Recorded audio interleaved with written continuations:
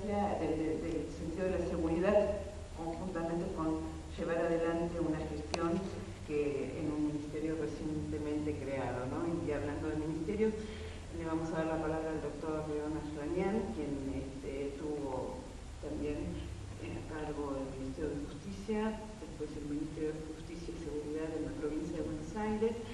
Es docente, fue juez nacional y actualmente dirige el Instituto Argentino de Políticas Públicas en Seguridad, que justamente es un tema del que estamos ahora abocados. Así que escuchamos la palabra del doctor Leonard Schwanian.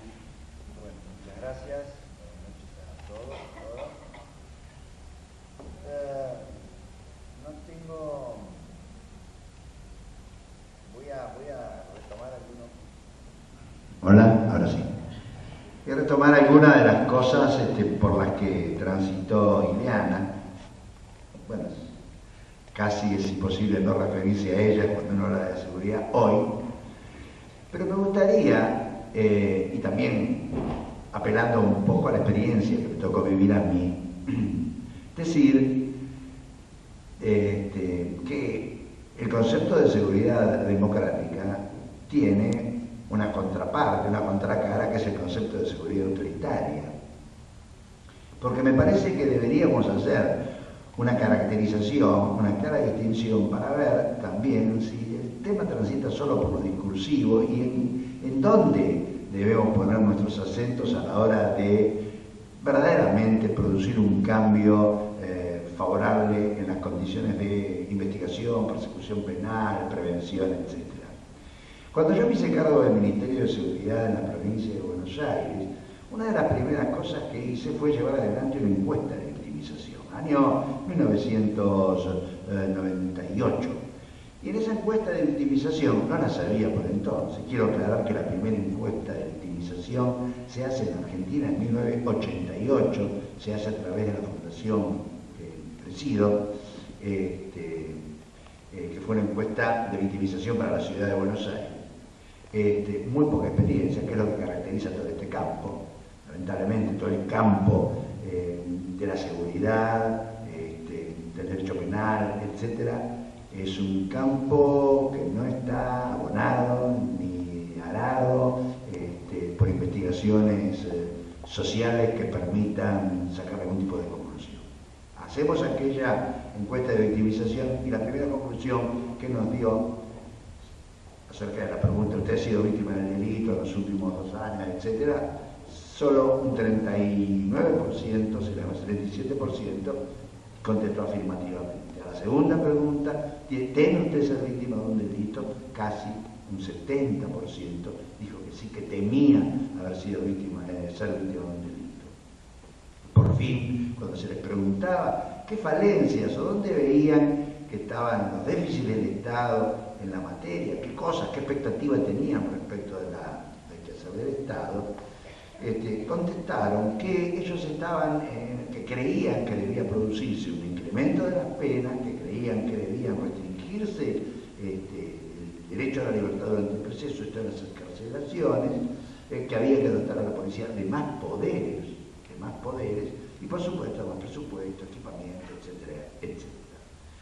Segunda verificación, cuando tras la sanción de la ley 12.154 de seguridad pública en la provincia de Buenos Aires, mediante la que creamos o articulamos la participación comunitaria alrededor de la seguridad, creamos los foros de seguridad, etc., hicimos con carácter previo una evaluación, pero tal vez un poco más restringida en el ámbito de los propios foros, esto es, elegidos, seleccionadas las primeras agrupaciones forales, vecinales, una alrededor de cada comisaría. Empezamos a trabajar con la idea de primero tener alguna especie de feedback, tener algún tipo de referencia sobre cuál era el pensamiento de la gente para ver de qué modo nosotros teníamos que operar sobre esa realidad. Fundamentalmente, a ver, estábamos pensando en cómo teníamos que trabajar con línea, esta era la verdad.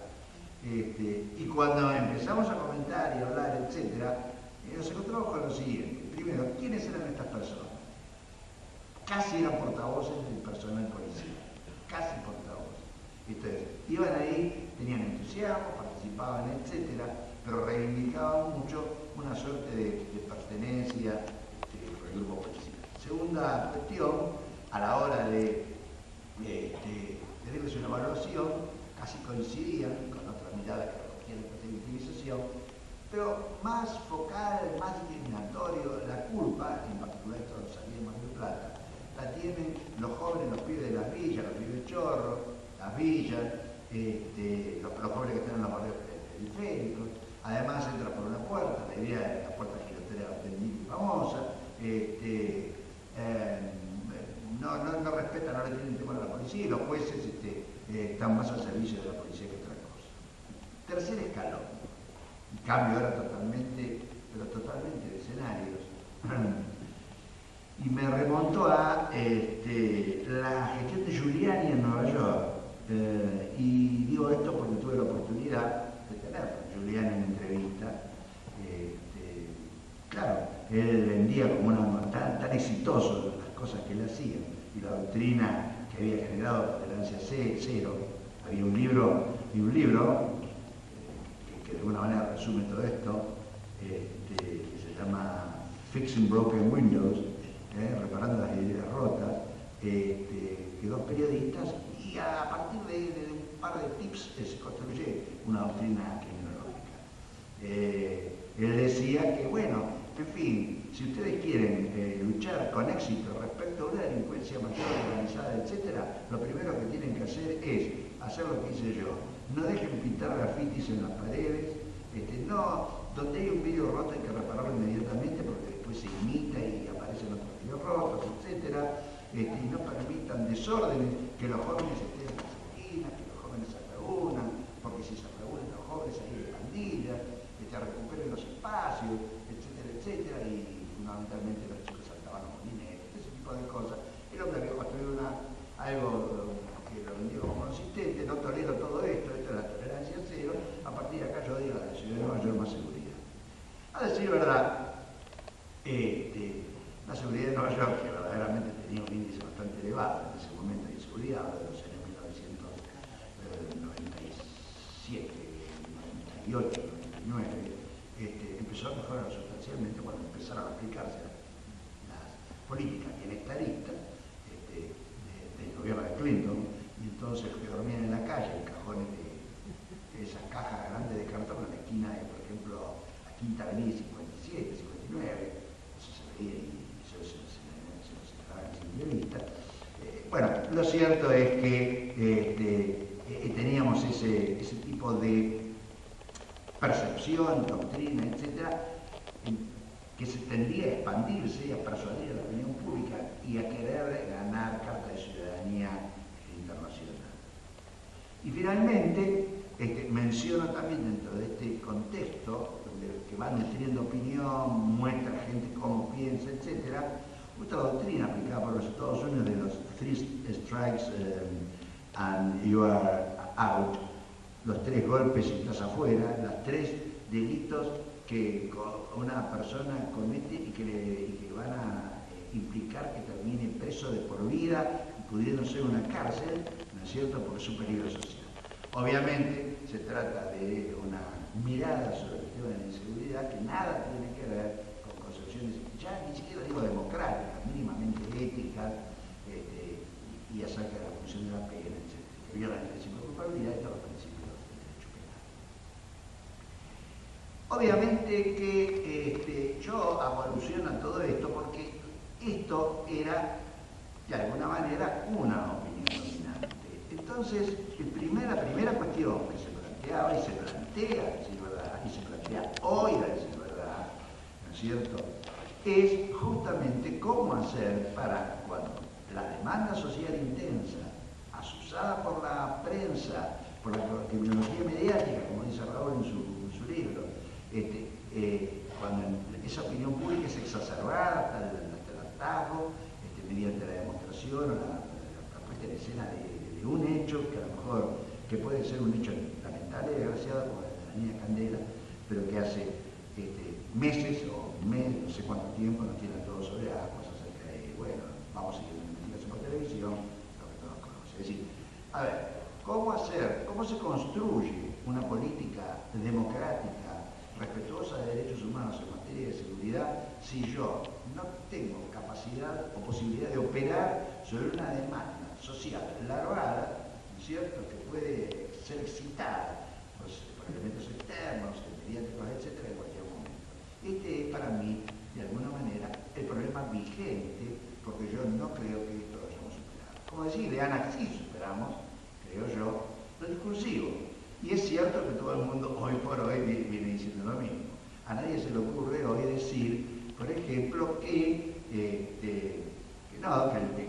delito es algo, en fin, que tiene que ver con el carácter perverso del individuo, que no tiene nada que ver en el delito ni la miseria extrema, ni la iniquidad, ni la coeficiente de Gini, etc. Todos estos discursos, estas cosas son admitidas por la generalidad. Pero cuando llega la hora de la verdad y las papas queman y buscan soluciones, aparece el fantasma, ¿no es cierto?, de la mirada autoritaria y de las soluciones que nos llevan a la mirada autoritaria. Entonces, primera gran tarea que debemos hacer nosotros, porque no es casual que desde el año 1983, advenimiento de la democracia, hasta el día de la fecha, recién ahora nosotros estemos planteándonos cuestiones vinculadas a cómo debe ser la seguridad, qué cosa es la seguridad democrática, y a ver si nos ponemos de acuerdo en definiciones acerca de qué debe entenderse por seguridad. Si es posible que hablemos de seguridad ciudadana, si debemos hablar si seguridad pública es algo que se le antepone, qué problema hay con el orden público, etcétera, etcétera. Pero recién lo estamos planteando esto porque en realidad no tuvimos ocasión de plantearlo antes de ahora, porque no hubo el tiempo probablemente como para hacerlo. Piensen ustedes que en la provincia de Buenos Aires, cuando empieza la reforma, se suspende, mientras van a la delincuente, decía Ileana, viene un desastre porque se incrementan los poderes policiales, se sigue corrompiendo la institución policial, se llenan las cárceles de presos sin destino, y sin condena, obviamente, se descompone el sistema, se produce una gran hecatombe, una gran crisis, y se vuelve entonces a la reforma, a ver, no con demasiado convencimiento, tal vez, pero sí como tabla salvadora, como una alternativa, como un mecanismo de descompresión frente al estado de cosas que se había tornado hipercrítico. Entonces, no hay, lo primero que debemos hacer nosotros, pienso yo, es ver cómo, pienso desde el carácter de dirigentes políticos o de dirigentes sociales, es hacer una fuerte labor docente. Una fuerte labor docente hace a la comunidad que persuada, que convenza sobre ciertos valores elementales de la vida en convivencia y que tienen que ver con una democracia, con un Estado democrático y social de derecho. Esto es, por empezar, hacer una fuerte campaña de promoción en favor de los derechos humanos. En el común de la gente, cuando uno recoge este tipo de conmoción, etcétera, lo que sí advierte es ciertos reparos, pero los derechos humanos son los derechos humanos del delincuente. En realidad, ¿dónde están los derechos humanos de la víctima? Hemos asistido en este momento a un fenómeno curiosísimo de resurgimiento de la víctima, pero mal, porque si bien a la víctima se le ha reconocido derechos, facultades, roles de intervención en los procedimientos, etc., resulta que ahora las víctimas salen con carteles, ¿no es cierto?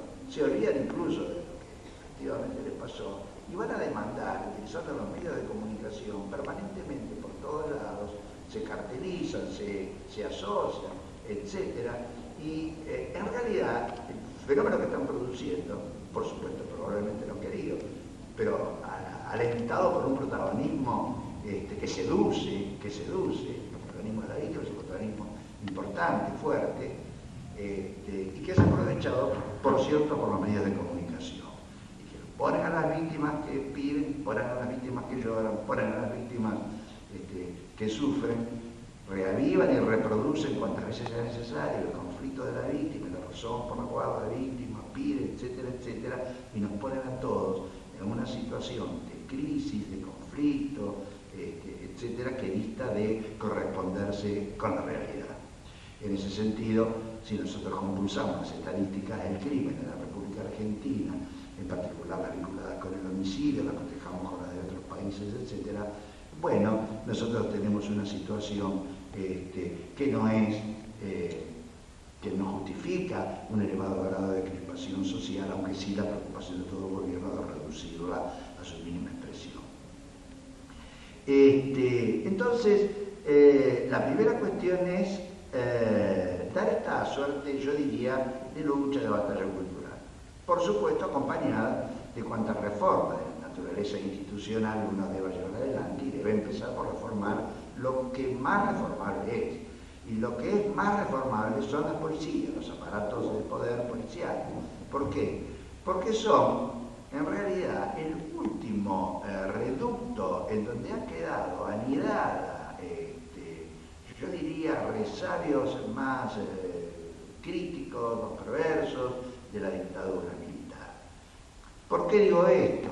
Digo esto por lo siguiente. En primer lugar, porque todavía en la República Argentina, o recién ahora, y por fortuna, nosotros empezamos hablando de gobierno civil, los gobiernos democráticos de las fuerzas de seguridad, con motivo de aquellas gestiones que recordaba. Por fortuna hoy ha habido una decisión importante de nuestra presidenta de la creación del ministerio y la designación muy acorde con la demanda de democratización de esa fuerza, etc. Pero estamos hablando a 25 años desde el comienzo de la democracia. Esto lo estamos descubriendo ahora. Quiere decir que hemos tenido una falla. Hasta ahora las policías siguieron funcionando. Luego, como estaban funcionando en el año 1983, autogobernándose, cerradas, replegadas sobre sí mismas, ¿no es cierto? Y con una conducción puramente simbólica de parte de los poderes políticos. Argentina es un país federal y tiene muchas policías. Es decir, una de las asignaturas pendientes que tiene seguramente Argentina es hacerse cargo de este problema a nivel provincial. Las provincias, este sistema federal es muy interesante, pero es federal y feudal al propio tiempo. Y yo creo que hay que hacerse cargo de los problemas estos de reformas policiales hacia el interior del país. Me parece un elemento importante. Entonces, nuestra obligación hoy por hoy es empeñarnos en reformas de esta naturaleza. En primer lugar, tener que no son meramente formales, que serían formales si nosotros dijésemos, bueno, como hemos creado un Ministerio de Seguridad y como hemos puesto algunos términos hacia arriba, en fin, el tema lo tenemos resuelto. No, hay que poner en acto todo esto y esto implica un fuerte desembarco de la autoridad civil o de las capacidades civiles del gobierno hacia el interior de la fuerza. Hay que abrir la fuerza como una nuez, separar cada uno de sus componentes, verla, ver cómo uno la depura y ver cómo uno incide directamente en su formación, en su academia, en su orden disciplinario y fundamentalmente en la cultura policial. Segundo gran desafío. El primer desafío era cómo hacemos para vernos con la cultura popular y ciertas miradas autoritarias, antidemocráticas respecto a la seguridad. Segundo, ¿cómo hacemos para cambiar una cultura policial, ¿no es cierto?, que son prácticas cotidianas, arraigadas, que tienen tradición histórica, que tienen que ver con la recaudación, que tienen que ver con liberación de zonas, que tienen que ver con ejercicio abusivo del poder, que tiene que ver con abuso funcional, que tiene que ver con mala utilización de la fuerza, etcétera, etcétera, etcétera. ¿Cómo hacer? Es decir, basta para estos fines una política depurativa que trate de eliminar, en fin, todos aquellos segmentos que de alguna manera hayan estado. ¿O acaso si no operamos desde otro ámbito no se nos reproduce el fenómeno y resulta que por más que saquemos nos siguen apareciendo los mismos fenómenos, se siguen repitiendo? Bueno, yo creo que para esto hay que trabajar, ¿no es cierto?, con un plan concreto de cambio de la cultura institucional. El cambio de la cultura institucional demanda de un trabajo muy delicado, de un trabajo complejo, que no puede hacerse sin la participación policial. Esto es, no es posible una colonización, llamémosla. De lo que se trata es de ver de qué manera nosotros encontramos, esto es lo que hicimos nosotros en la provincia de Buenos Aires, fue este intento y comenzó a dar muy buenos resultados, cómo generamos o identificamos algunos líderes para el cambio de la cultura institucional, cómo comenzamos a trabajar con grupos, cómo empezamos a hacer, a poder debatir públicamente prácticas que debemos enterrar, las prácticas de la privatización o técnicas de privatización del servicio de seguridad que utiliza la policía muchas veces, cómo hacemos para que haya una mirada crítica respecto de la policía, porque si no hay esa mirada crítica perdemos el tiempo, porque esto es un conjunto de personas, ¿no es cierto?, que quieren, bueno, que reflexionan, que tienen sus ideas, que cumplen sus funciones, etcétera, y que necesitan ellos mismos generar sus propias convicciones. No es cuestión de sentarlos a todos y decirles tal cosa y tal otra, porque esto no los penetra si no tienen el grado de involucramiento, compromiso y de introspección, digamos, que se necesita para esto. Entonces, gran trabajo, de hacer un cambio en la cultura institucional, que por supuesto es, no nos exime de ello el hecho de modificar sustancialmente la academia. Que no nos sirve modificar sustancialmente la academia, y permítame mi insistencia en este capítulo, porque cuando salen, ¿no es cierto?, y salen impecables de la academia con su deontología policial, etcétera, después van a cumplir función en la comisaría que empieza a deconstruir, ¿no es cierto?, y a darle el verdadero adoctrinamiento de una práctica cotidiana perversa que va destruyendo todo. Bien. Caramba. Bueno,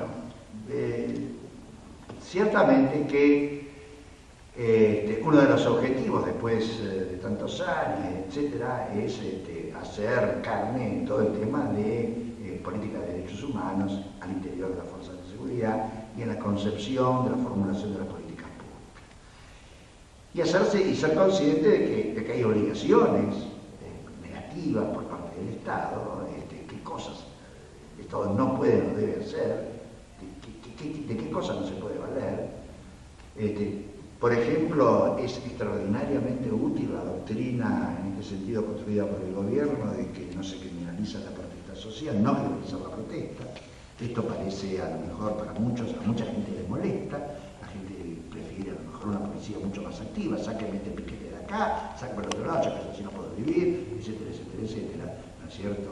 Ahora, cuando la policía hace uso de la fuerza y mueren dos tipos, con tequisatilla o como se llame, se genera una crisis fenomenal que debilita o pone en jaque a cualquier gobierno y tiene una opinión pública que se le dio vuelta en 24 horas. Lo mismo que le estaban diciendo, sacame el piquete, son los mismos que después lo acusan de por qué motivo utilizó la violencia.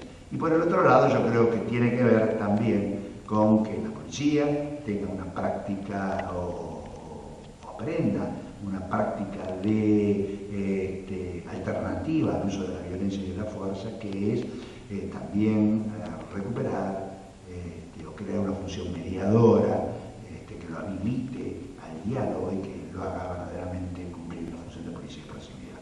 Se me agotó el tiempo, sería bueno